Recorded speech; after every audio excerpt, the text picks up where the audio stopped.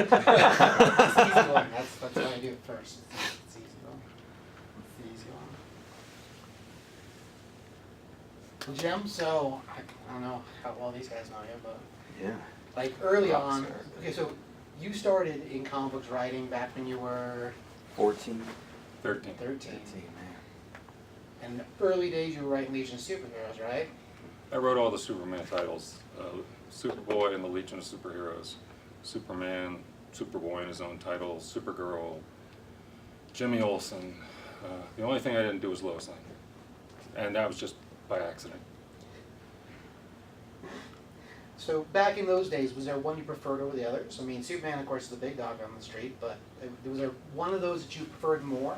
I guess my regular monthly title was Legion of Superheroes. I did that every month. I think for 5 years I did all but 4 issues. And the reason I didn't do those is because the editor wanted to do them himself. So he's the boss. So so I did that. I got to know those characters really well, and it was a unique situation because they were young superheroes, okay? And I was in high school. Right. And I'd say, at least for DC Comics in those days, the audience tended to be my age. So we all grew up together. That's cool. Nothing like that is ever going to happen again. That's, you know, one of a Well, kind. time's So. a very different thing now. Yeah, and the audience has changed, you know. It's a whole different thing now, but that was a kind of unique thing about it, and it was really, it made it special to me. So when you were writing back then, did you ever think in your head, I'm writing these stories for other kids just like me? Was that something you actually thought about? I mean, years later, sure, but when you were that age, do you remember thinking that ever? Well, Morton Weisinger, the editor that I worked for, he kept telling me that that people who read comics were 6 to 8 years old, and that anyone older than that who read comics had some kind of brain damage. And We did. I always thought, well, how does that explain the fact that I like comics? And all right, I'm brain damaged, I guess. I don't know. But yeah, I figured there were a number of people my age who read comics, and also I didn't, you know, I mean, I was in high school. I didn't know all about writing. I wasn't some, you know, seasoned professional, and so when it came to like creating the characterization for these different characters, I just started borrowing my high school friends' personalities, and I hope no one would catch me because I didn't think that was right. But it turns out that's what all writers do: is they, you know, pick and choose little bits of people and make them up. So so anyway, I had an awareness of the age thing. Let's put it that way. But that wasn't the main thing. The main thing was I just liked doing the work, because I would not only write the stories, I would draw every panel crudely because I was a kid, but just lay it out so that the artist knew what I wanted for the picture to be, and they liked that. The artists liked that. It made their work easier, and even if what I did wasn't right, sometimes if you do something that isn't right, then people can look at it and say, oh no, this should be over here, you know, stuff like that. And so that was good, and I also designed all the covers. I just did this because I didn't know how to do it. When I first sent in my first story, I just made it look as much like a comic book as I could, because I didn't know what a script looked like, or I didn't know there was a script. And anyway, they liked all that, and they told me to keep doing it that way. Even once I saw what a script looked like, I still did the layouts and everything, and so the artists liked that. And I actually loved it, because I do these little drawings, and then the artists would draw these wonderful pictures that were like the pictures that were in my mind that I couldn't make come out of my hands. Right. So I worked with Neil Adams for a while doing covers that way, and we really kind of hit it off, and he liked my sketches, and I loved what he did with them. So. Is one of at that time frame, what was one of your favorite artists to work with? Well, Neil Early on on. covers. I worked with Kurt Swan, who was one of the all-time greats. I worked with Gil Kane and Wally Wood. A lot of great inkers, George Klein, Jack Ewell. I worked with Al Plastino, he was great. Win Mortimer. Gee, I don't know. I'd have to say working with Wally Wood was something wonderful. I was asked to create a comic book called Captain Action, which was based on a toy.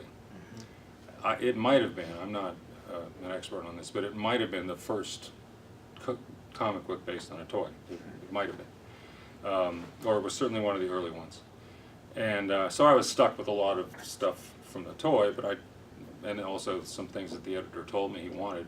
But I did the job the best I could, and I did it the usual way. I designed the cover, and I did little layouts for every panel. And Wally Wood, great artist, great art penciler, great inker, he knocked it out of the park. I mean, he took what I did and just made it look great. And the funny thing about it is that was the first time I ever got a credit, because in those days DC Comics did not give you credit on the splash page, like all companies do now. And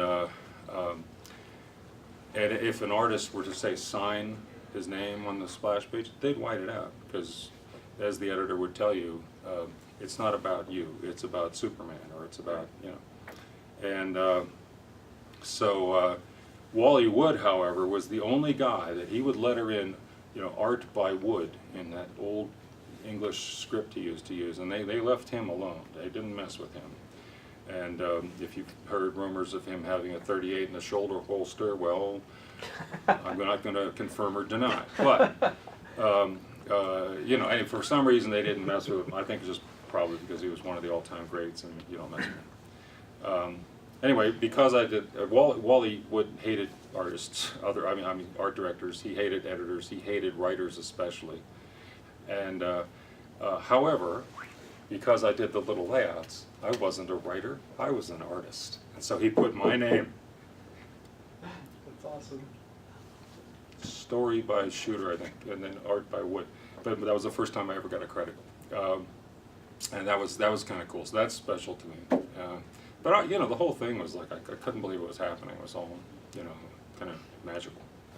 Do you feel kind of like you were a superhero yourself? You had an alter ego as a kid. I mean, because being 14, that had to have felt pretty cool. Just walking into your school knowing I do this for a job.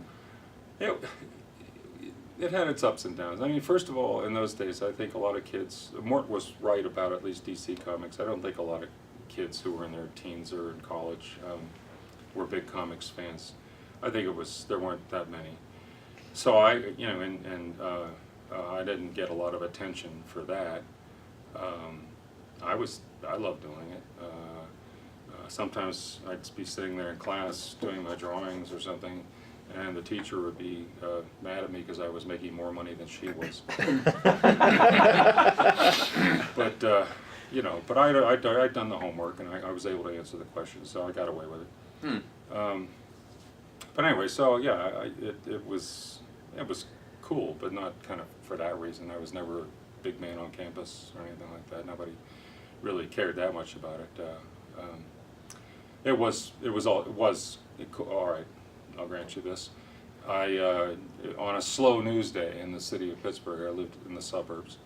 If they didn't have any news, they'd come out and interview the kid who did comics. So I was like on the news a lot. That was kind of cool. So I got some attention. I'm not saying I didn't. And I also got to fly up to New York and work in the office every once in a while.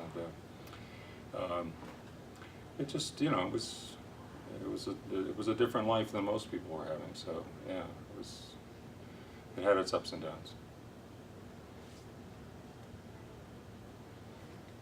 How did your parents respond to working so much so young? Well, family needed the money. Oh, right. Yeah. So, they were happy. My mother was very happy to get those checks. And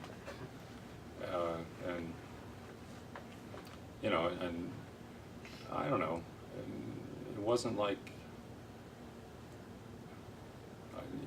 nobody thought anything of it. It was just like, instead of working down at the dry cleaner, I had this other job. It wasn't like it was,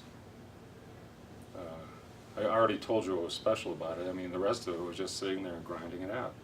you know, every night. You come home from school, you go to school all day, and then you come home and work all evening, you know. So, you know, there were times I'd rather go out with the other kids and play basketball, but so you had certain downsides, like, you know, it did take a big chunk out of your life, but it was, I mean, I would never have changed it for anything. It was great. And later on, you got to be the guy in charge. Yep. At Marvel. Yep. It was unusual circumstances. While I was at DC, Mort Weisinger was famously, don't just believe me, Mort Weisinger was famously kind of hard on everybody. He was kind of a mean guy, and he would, you know, tell you at the top of his lungs what a moron you were all the time. So you know, I had a regular scheduled phone call every Thursday night right after the Batman TV show, and you know, and he'd also call me whenever else he needed to call me. But so he'd call me up, and we'd go over whatever I'd sent him that week, and you know, it was like, you know, blah blah blah. Why can't you blankety blank spell, and what's this supposed to be? You know. So anyway, but he taught me a lot. You know, it was a tough way to learn, but he taught me a lot. And then, when I would go on these trips to New York to the office, the first one I had to take my mother with me because I was only 14. It's kind of embarrassing having to take your mother with you on a business trip. But, you know, after that I went on my own. And so I'd go into the office and go over stories and stuff like that. But then Mort would sit me down with like Jack Adler, who would teach me in-house production, or also Jack Adler would teach me printing production.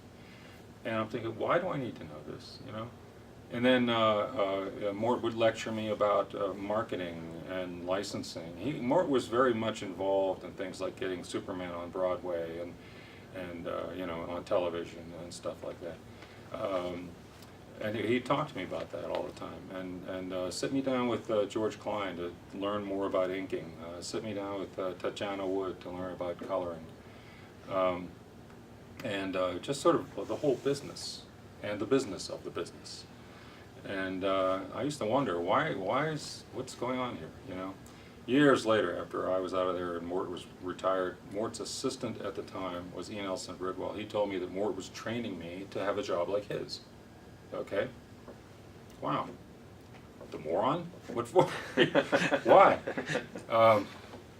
But apparently he, you know, that was Mort's usual MO, was just to tell everybody they stunk, so they didn't ask for a raise.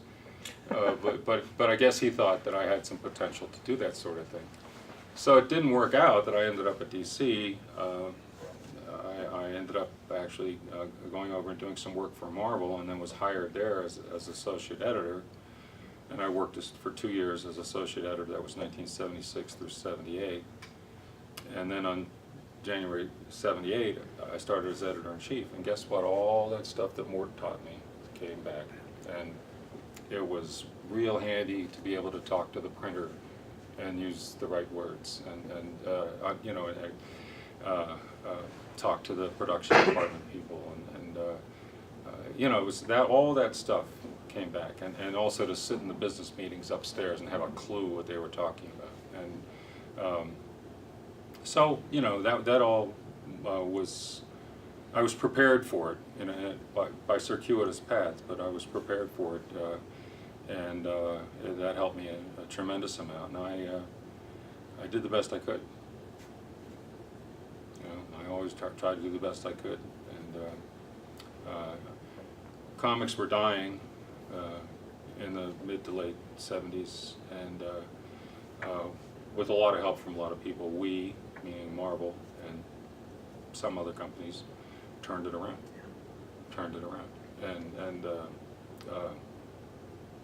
I think part of it was because of things that we did at Marvel, and I use the word we advisedly. It took a lot of people to help, but changed the things for the better for creators. People started having benefits and making money, and royalties, and participations in characters you create, participations in titles you create. And so the more people made money, the more people said, hey, you can make money at Marvel, and they started showing up, and then you had better people, and then we made more money, and whenever we sold more books, I had more money to play with. So I would, try something new.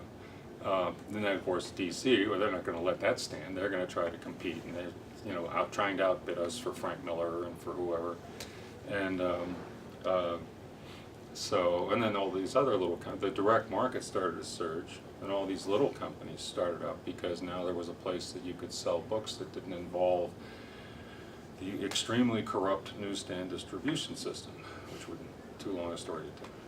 But by opening up the direct market, helping to open up the direct market, Marvel and then DC and others also created a venue for all these little publishers, and it got to the point with about 8,000 comic book shops. And so if you were a little publisher and you published your little black and white book and sold it for $2 or $3 or whatever, well, guess what?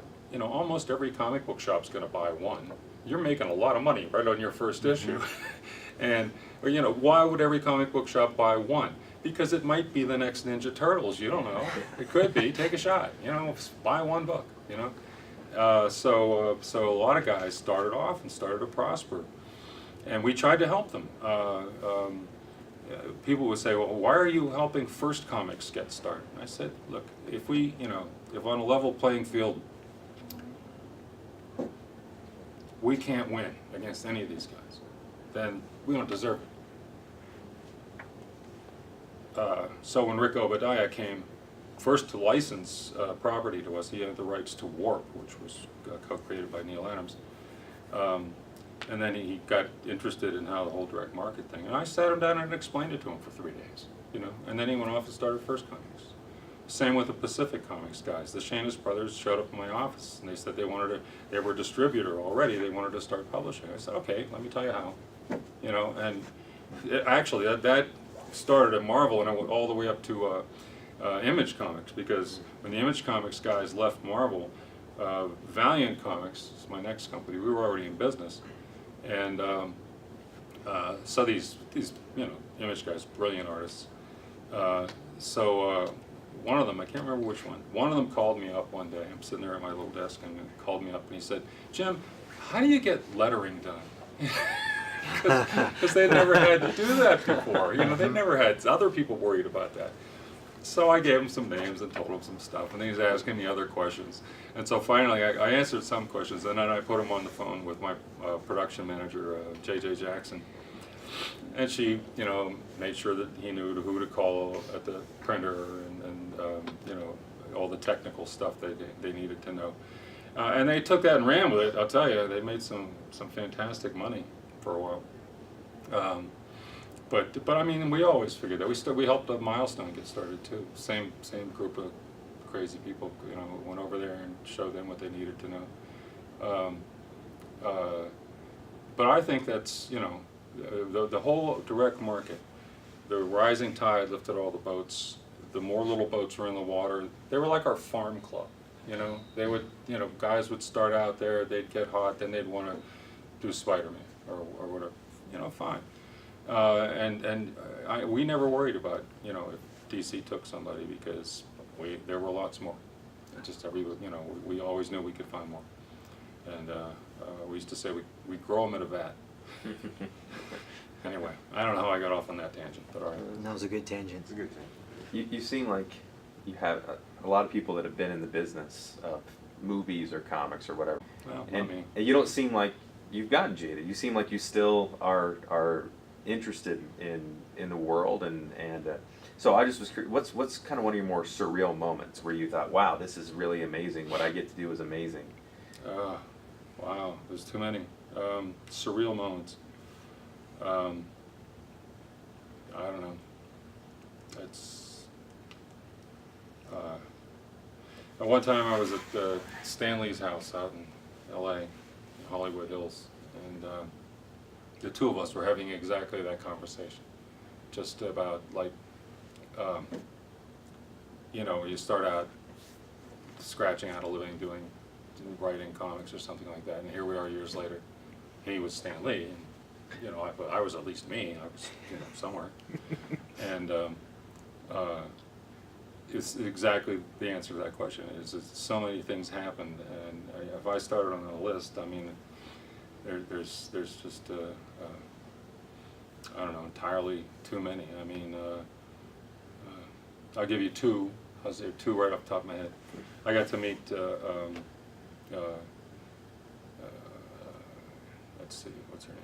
Oh God, I'm losing my memory.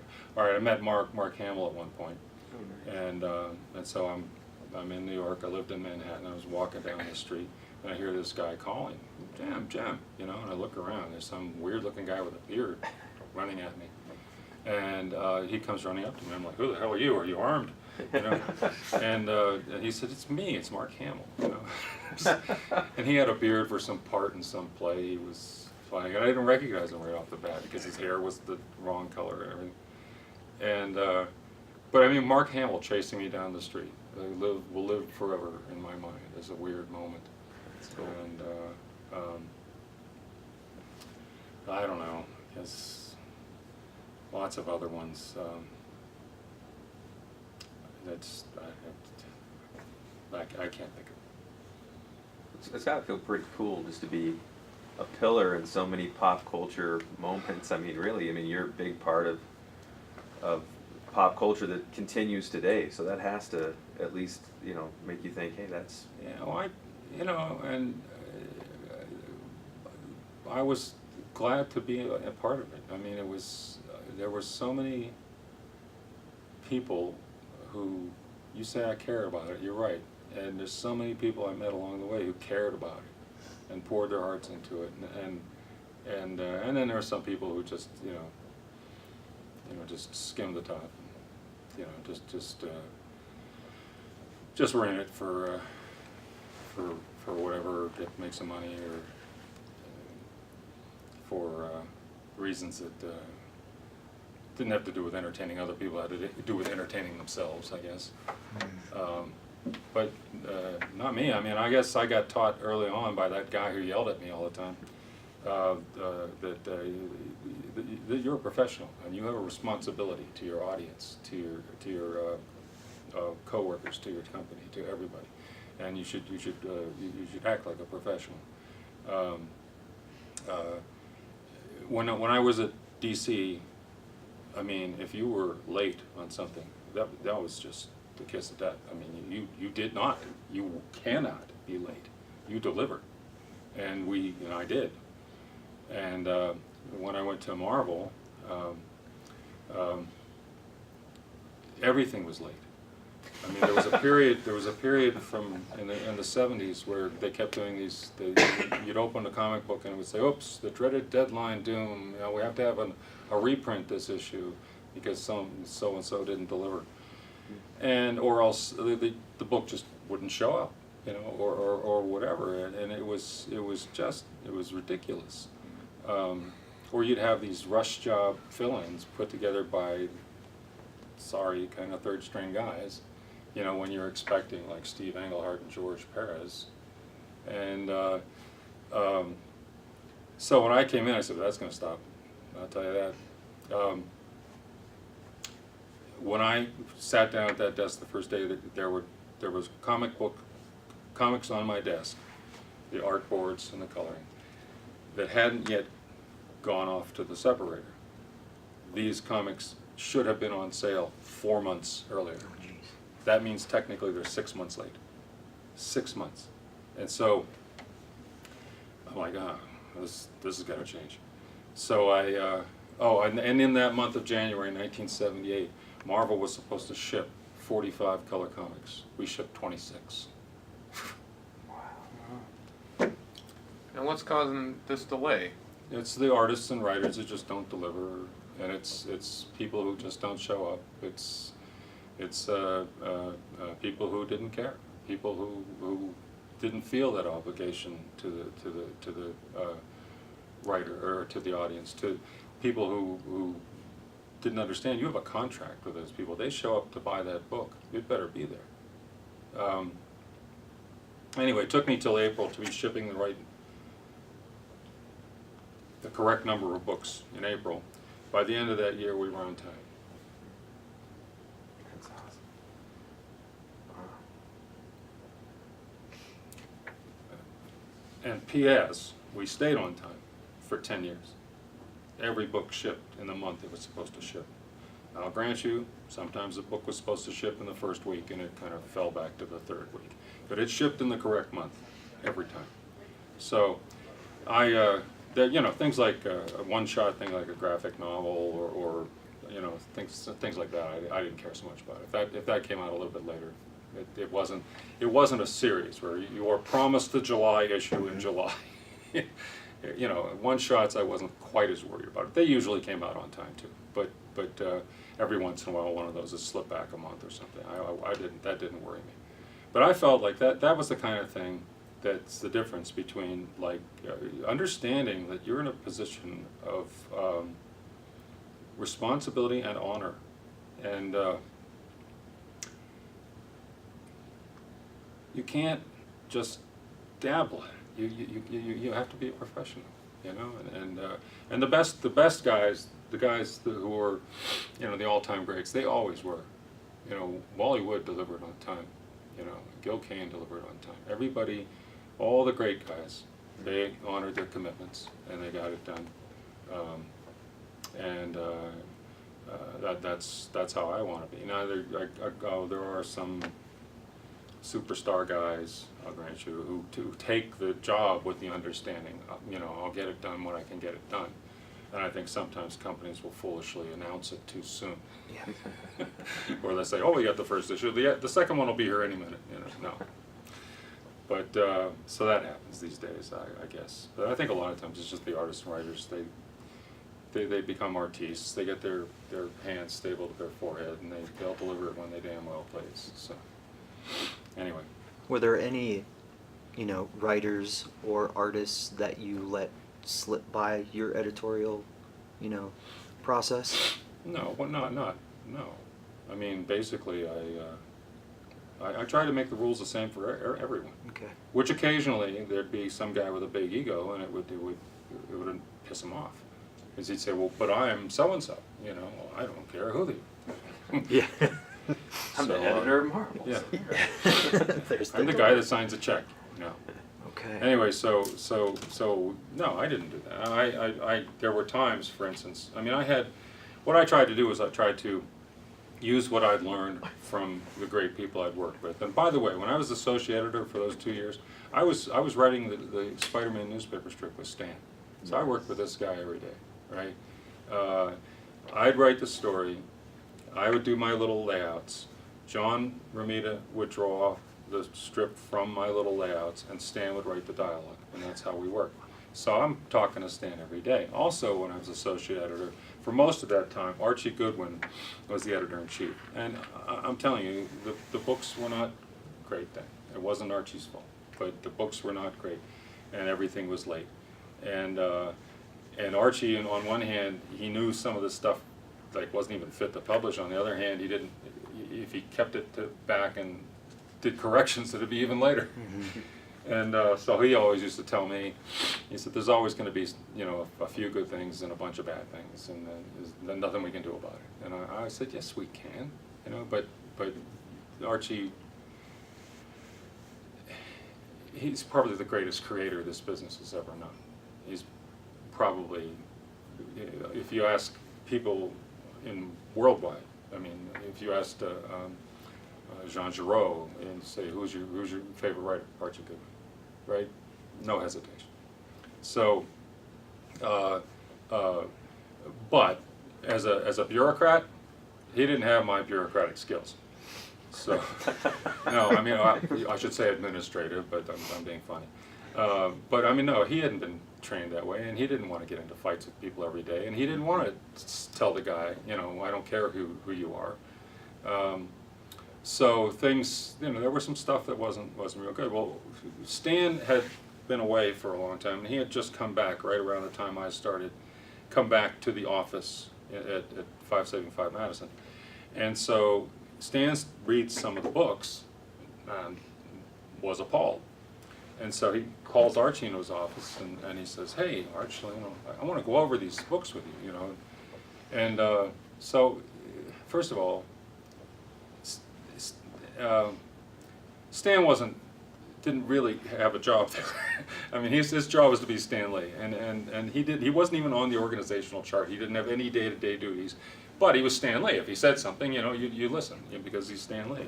My joke is, if he tells me to join the Boy Scouts, look for me rubbing sticks together. But at any rate, Archie suffers through this a couple times. Stan is not telling Archie anything he doesn't know. Archie knows all this stuff. And so Archie was like, gotta go. So finally he said, well, Jim is really the editor of this stuff. He says, I'm the editor-in-chief, but Jim is the guy who's like hands-on. You should talk to him. So he dumps it on me. And so then Stan starts calling me in and going over these books with me. And I think, he started to get the idea that maybe I knew what I was doing too. And I learned a lot of stuff from him that I didn't know. And I think that therefore, and he also realized that a lot of what was wrong had to be fixed administratively, not, creatively. In other words, you had to build an organization, all right? So when Archie decided to leave, Stan convinced the president of the company to hire me. So when I came in, I made an effort to try to get people to, well, not only be on time, but to do better work and to, kind of get better guys and weed out the guys that weren't there. Now, the original question was, did I ever let anybody escape? I found out early on that there are guys who I call big guns you can't aim, like Walt Simonson, okay? You hire Walt, you get Walt. You tell him, hey, could you do it a little more like Buscema? No, he will do it like Walt, right? Also, if you say, this is the kind of story I want, that's not the kind of story I want to tell. So Walt is a big gun you can't aim. But fortunately, in Walt's case, he happens to be pointed the right direction. It's just what he wants to do.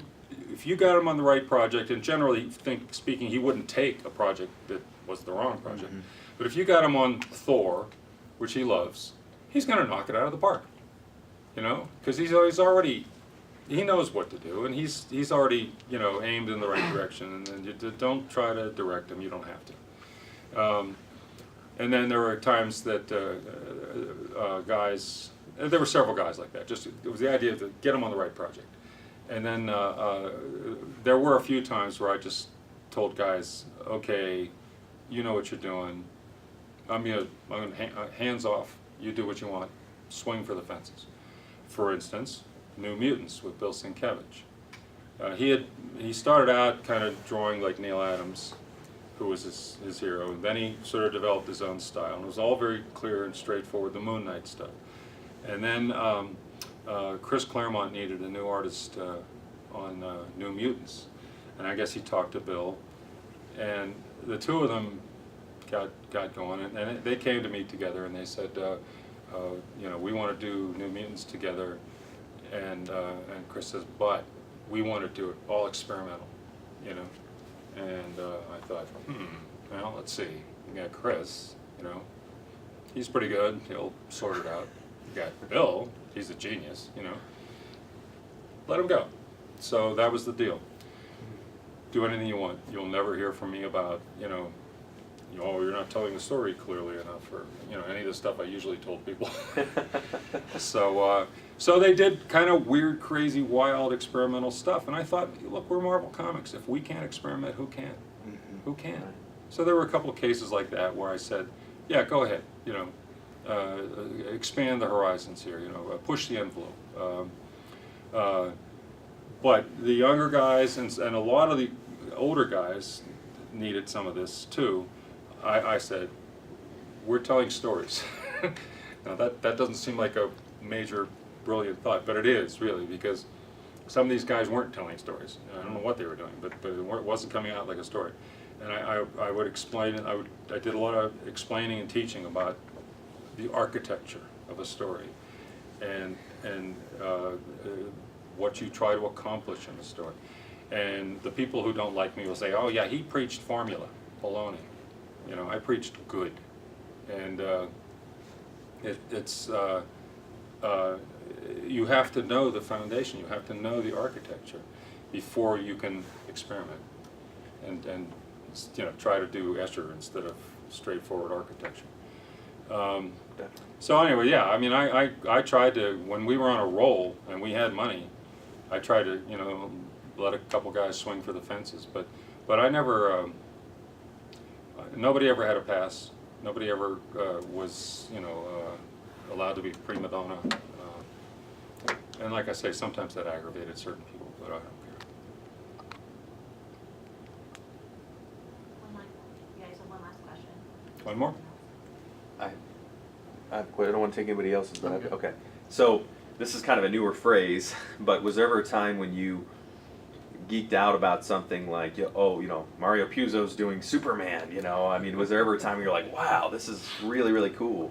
Before Mario Puzo did Superman, and he's the Godfather guy, right? Yeah. Yeah.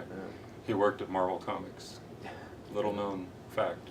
Not really at Marvel. He worked for Magazine Management, which was the magazine division upstairs that created the men's magazines and the crossword puzzle books and the soap opera books and all that. But yeah, I have a phone list somewhere that has his extension on it. But anyway, no, I mean, yeah, I always, none of that surprised me. I mean, when I took the job at Marvel Comics, the thing is, I knew that a lot of things had to change. Magazine management was losing a bunch of money. Marvel was break even or losing a little. But Cadence Industries, the parent company, they didn't have any obligation to publish comics. They didn't care about it at all. To them, it might as well have been widgets. You know, it's like, oh look, they're losing $3 million. You know, let's get rid of them, or shut it down, or just go all reprint. You know, cut the cost of the bone. You know, do like what Harvey did, basically. So when the president of the company hired me, I said, I will take this job on one condition, and that is that I have the authority to change things. I want to change a lot of things. You know, like what? He was pretty new too. He hadn't been there very long. I said, well, I want to start paying royalties. He said, you mean we don't?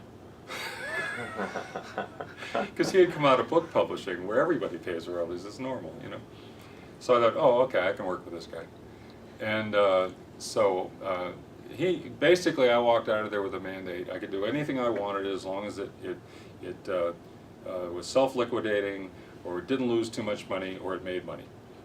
You know, and his position was, you're here to preside over the death of Marvel Comics. Almost those words. Because his intention was to get the company out of the comic book business, which he saw as a total loser. Oh, and the magazines upstairs too, by the way. And get the company into children's books and animation. That was his goal. And so I was just there to try not to lose too much money until he accomplished those goals. You'll notice that eventually there was Marvel Books, publishing children's books, and there was Marvel Productions, the animation studio. So he did get his wish, largely because of money I made for him. But at any rate, so in that conversation, when he was telling me that Marvel's going to die, and I said, you are so wrong. I said, this is we're going to be bigger than Disney. And he's like, oh, baloney. It couldn't possibly happen. Because that was their attitude. It's like this some crappy little kids thing. Who cares? And I said, no, this can really be big, you know, and we can make it big. And you know, we're a long way from there, but we can start. So like that's what he said. You know, do what you want, just don't lose money. All right. So it took me a while, but we did turn it around, and the whole industry turned around. And I have to give credit to the direct market, because the rising tide lifted all the boats. But in that rising tide, by the way, I have to say this, in that rising tide, when DC and Marvel, at like 1978, DC DC and Marvel were each roughly 30% of the market. Okay? Now, everybody went up because the direct market started to boom. At the peak, at my peak, Marvel Comics was 70%. We went from 30% to 70% of the market. During that same time, DC went from 30% to 18%. But in the rising tide, 18% was bigger than their 30% used to be. Okay? They were a little peeved about it, but anyway, yeah, that was. I can't remember exactly what the question was, but I hope that answered. And now it's Marvisney. Disney. Well, that I didn't predict that Disney was going to buy Marvel, but for $3 billion, so that's pretty good. You know. Thanks, guys. Thank you. Thank you so much. It's an honor. That was awesome. Thank you. Yeah. Please hang up and try again.